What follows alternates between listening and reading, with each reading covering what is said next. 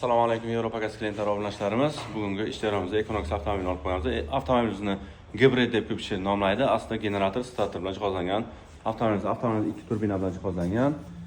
Gibrid deb ko'pchilik ataydi bu avtomobilimizni. Eski выпускasi 2020-yil ishlab chiqarilgan Premier motor bilan jihozlangan bo'ladi.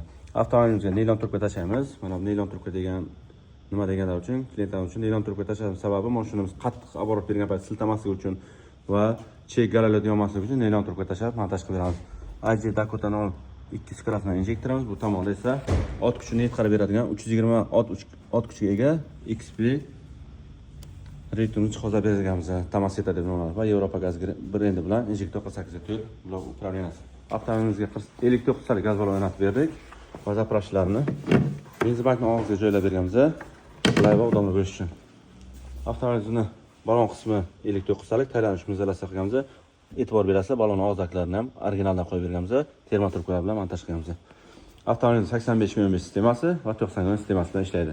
85/15 degani 1,5 litr benzin rasxod qiladi 100 km ga, 90 degani dalniy yo'lga 1 litr benzin, 9 litr propan jihoz bilan harakatlanadi.